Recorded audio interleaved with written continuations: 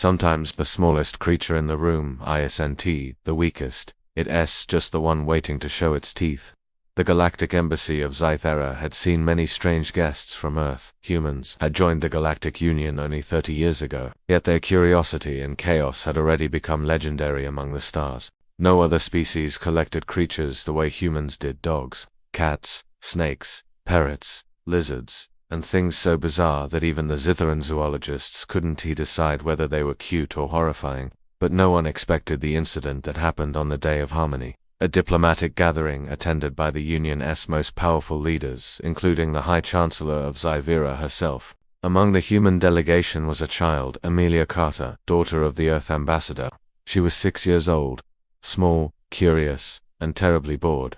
Grown-ups were talking about trade routes, planetary ethics, and all the other things that make children fidget. So she sat quietly on her floating chair, hugging a small black carrier on her lap.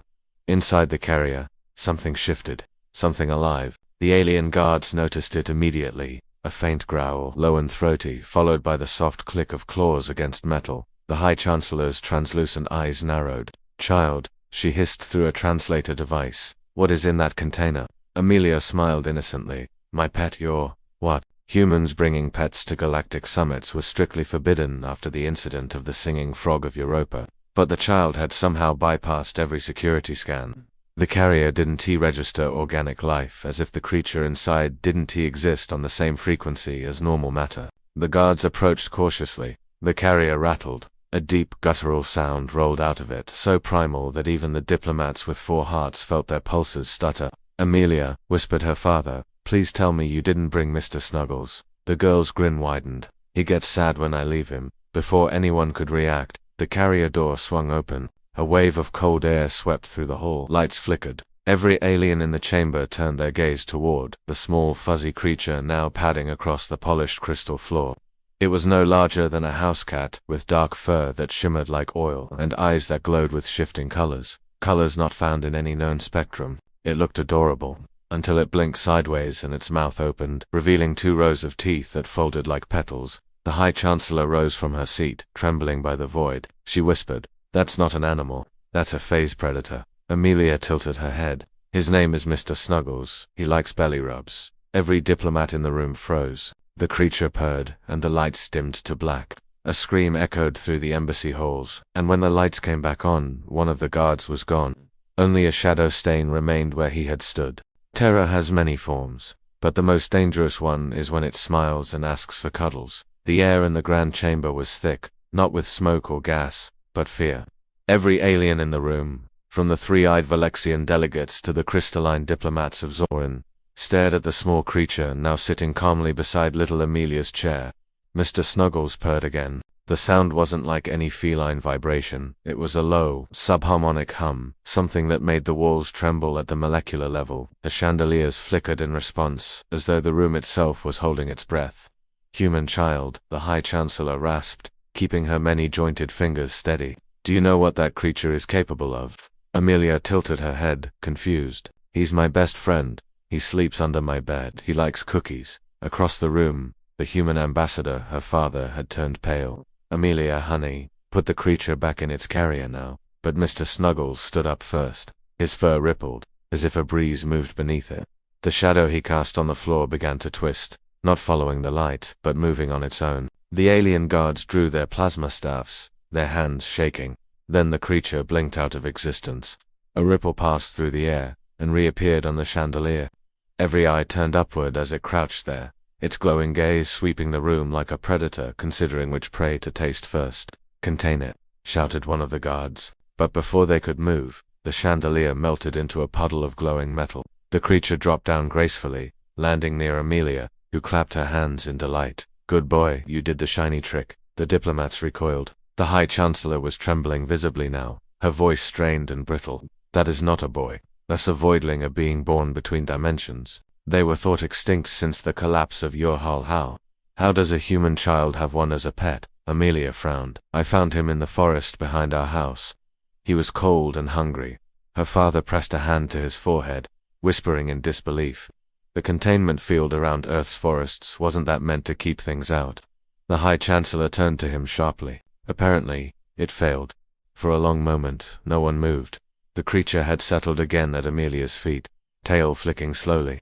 Then one of the Valexian delegates, tall, insectoid, wrapped in shimmering robes, tried to step forward and speak calmly. Perhaps we can reason with it. These beings respond to emotional tone, not the delegate's sentence ended in a wet, crunching sound. Where he had stood, there was now only a brief shimmer, as though space had folded in on itself, and then nothing.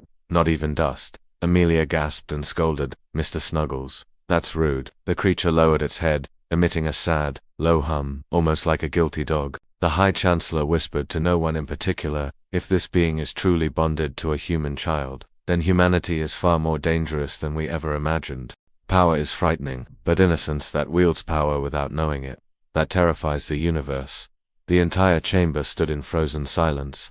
The only sound was the low, rhythmic purring of the voidling Mr. Snuggles vibrating through the crystalline floor. Every vibration sent faint distortions through the air, bending light around the creature like a heat haze. Amelia sat cross-legged beside him, patting his strange, oily fur. "It's okay, Snuggles," she whispered softly. "They're just scared. Like the neighbors when you tried to say hi." That last sentence made half the council step backward in unison. Her father, Ambassador Carter, raised both hands and spoke quickly into his wrist communicator. "Security, lockdown, containment field, Alpha 9 around Chamber Hall." But the Zytheran technicians hesitated. One of them whispered shakily, "Sir, containment fields don't work on that. It exists partially outside our dimensional plane. Our sensors can't even read its energy signature." The High Chancellor's throat flaps quivered in distress. "A creature of that kind can phase through solid matter, feed on spatial energy, and rewrite molecular boundaries. You brought this to a peace summit." The ambassador swallowed hard. "With respect, Madam Chancellor, I didn't bring it." All eyes turned to Amelia again. The little girl looked between them all, her small fingers scratching Mr. Snuggles behind what might have been an ear. "He followed me," she said softly. "When I sleep, he guards my dreams. When I'm scared, he makes the monsters go away." The High Chancellor's voice cracked. "He is the monster." "No," Amelia said firmly. "He's my friend." For a brief, eerie moment, the creature lifted its head and looked directly into the Chancellor's eyes. The alien leader whose people had survived supernova and black hole migrations found herself trembling like a leaf. In that glance, she felt something ancient stare back at her, something that had watched stars be born and die, something that remembered the void before creation. The hum deepened. Several floating translation orbs shattered midair. Across the room, one alien fainted, another began reciting prayers to the Stellar Trinity, and then unexpectedly Amelia began to cry. Instantly, Mr. Snuggles' glow darkened from pearlescent to deep crimson. The floor around him warped like a mirage. Every weapon in the room melted into slag. The creature growled not like an animal, but like a collapsing universe. Her father shouted, "Amelia, stop crying. You're scaring him." The child sobbed louder. The lights died again. In the brief total darkness, faint stars appeared along the walls as if space itself had replaced the embassy hall. When the illumination returned, several seats were empty. The beings who had occupied them were simply gone, erased from existence. Amelia hiccuped, rubbing her eyes. "I didn't mean to," she whispered. Mr. Snuggles gently nuzzled her, eyes soft again, fur returning to its dark shimmer. The air calmed, and as silence fell, the High Chancellor spoke one final sentence, one that would echo across the galaxy for centuries. "If this is what a human child calls harmless, then humanity's true power is not in war, but in love that the universe itself fears to touch." Sometimes, monsters aren't tamed by cages or weapons, they recalmed by a heartbeat small enough to fit in their palm. The High Chancellor's words hung in the air like a prophecy. Every diplomat in the chamber felt it, not just the fear, but the weight of realization. Humanity, in its naive innocence, had forged a bond with something that no civilization in the galaxy would dare approach. The voidling, still curled beside Amelia, blinked slowly. Its glowing eyes dimmed to a gentle amber, the color of a campfire's edge. It licked her cheek, if that movement could be called a lick, and let out a faint, warbling purr. The sound vibrated the air but no longer shook the walls. It was soft, gentle, almost affectionate. Ambassador Carter finally dared to kneel beside his daughter. His voice trembled. "Sweetheart, we have to put Mr. Snuggles back in his carrier." "Okay, he needs to rest." Amelia nodded sadly. "He doesn't like small spaces, Daddy. It makes him sad. We'll make sure he's safe, I promise." As he reached out for the creature, Mr. Snuggles looked up at him. For an instant, the ambassador saw something vast behind those eyes, an endless expanse of stars, each one trembling like a thought in the dark. It wasn't malevolent, just impossibly old. Then, as if reading his fear, the voidling shifted shape. Its fur shimmered, body compressing and reforming. Within seconds, the monstrous being had turned into something that looked almost heartbreakingly like a small black kitten. Gasps filled the hall. Amelia smiled through her tears. See, he's nice. He just doesn't like when people yell. Even the High Chancellor was speechless. She had seen Fays, predators, devour entire fleets during the Urhol collapse. None of them had ever changed form.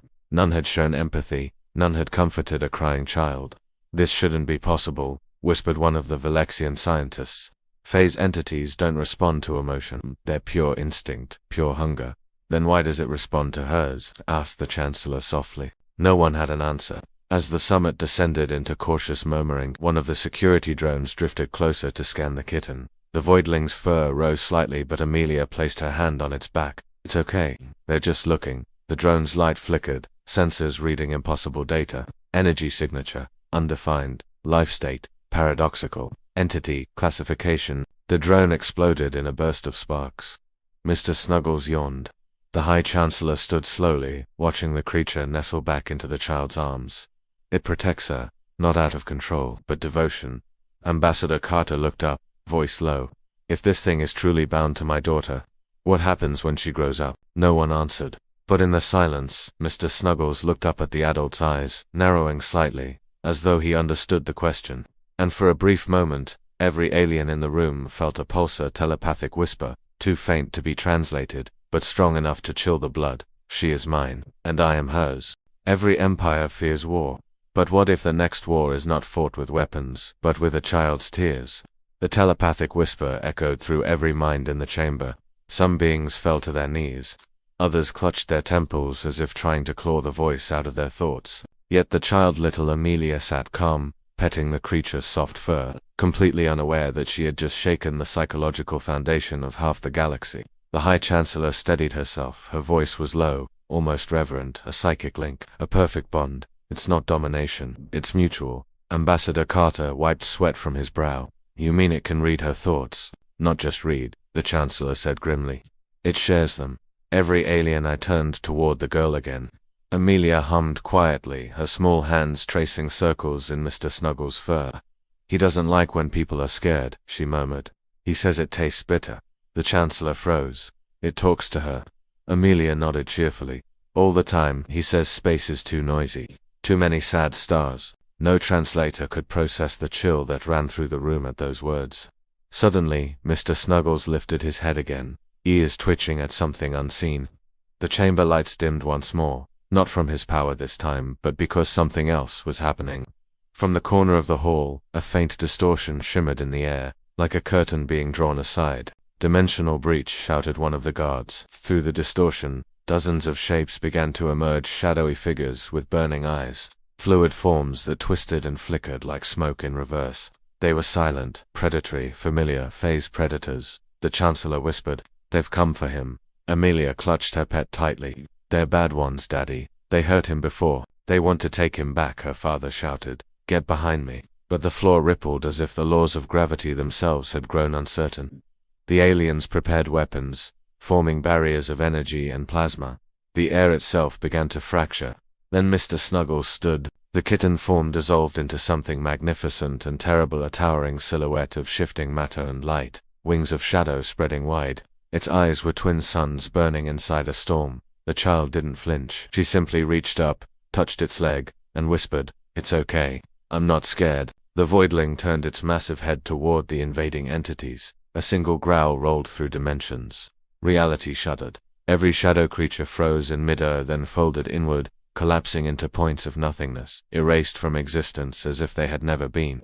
The room was silent once again. The creature looked down at Amelia. It lowered its colossal form and almost delicately nuzzled her cheek. Then, to the horror of the assembled diplomats, it spoke aloud. "No one will harm her, not this world, not any." The High Chancellor, trembling, managed to whisper, "This is not a pet. This is a god that chose a child." Mr. Snuggles tilted his head as if amused, then slowly shrank again into his small, cat-like form, curling in Amelia's lap. The child yawned. "Can we go home now?" Her father exhaled shakily. Yes, sweetheart. Yes, we can. But the Chancellor's gaze followed them as they left, her mind turning with dreadful realization. If one human child could bond with a creature of the void, what would happen when the rest of humanity learned how? History remembers wars, empires, and inventions, but it never forgets the day the universe learned to fear a child's love. The summit ended in silence. No one dared speak as the human ambassador carried his daughter out of the chamber, her tiny hands still wrapped around the sleeping void. When the great crystal doors closed behind them, the High Chancellor ordered the recording drones to be shut off. What we witnessed, she began slowly, must never be broadcast. Not to our citizens, not to our allies, not to anyone, the chamber murmured uneasily. Are you suggesting we conceal the existence of the creature? Asked one Valexian delegate. I am suggesting, the Chancellor said, her eyes glowing with cold resolve, that we conceal the truth about humanity. The Zorn emissary, a being of pure light, flickered nervously. But the humans themselves will not understand, the Chancellor interrupted. They play with things they do not comprehend. That child bonded with a being of pure entropy, and the creature obeyed love more than physics. She turned to her aides. Seal the record. Lock it under Omega classification. If the Human Federation ever asks about today, we tell them it was a technical malfunction. Across the chamber, an old Zitharan philosopher whispered, You cannot hide this forever. They are curious by nature. They will find out. The Chancellor's eyes dimmed. That is what terrifies me. Meanwhile, aboard the human shuttle leaving the planet, Amelia sat by the viewport, watching the stars drift by. Mr. Snuggles slept peacefully in her lap, a small, warm ball of fur. Her father sat opposite her, pale and silent. He had seen soldiers vaporized, ships torn apart in wars, but never anything like this. Sweetheart, he said softly, when you found Mr. Snuggles, did he ever tell you where he came from? Amelia smiled faintly. He said he came from the dark between the stars, but he got lost. I found him, and now he's not lonely anymore. The ambassador swallowed hard. The dark between the stars. Mr. Snuggles stirred, opening one golden eye. For a brief instant, the stars outside the viewport blinked back. Every constellation shifted, as if acknowledging the creature's wakefulness. The ambassador looked out in awe. My God, he's not in the universe. Amelia giggled. He is the universe, Daddy. And then she fell asleep, her head resting on her pet's fur, smiling. Months later, a sealed report arrived at the Galactic Council of Zythia. It contained a single transmission intercepted from Earth, a child's voice, recorded through an unknown channel. Mr. Snuggles says we can visit his home someday. He wants to show me where dreams are born. The message ended with a hum, low, deep, infinite. Every scientist who listened to it described feeling as though something vast had looked through them. The Council archived the file under the highest security level. The report's final line, written in the Chancellor's own hand, read, If humanity can tame the darkness, perhaps the darkness was waiting for them all along.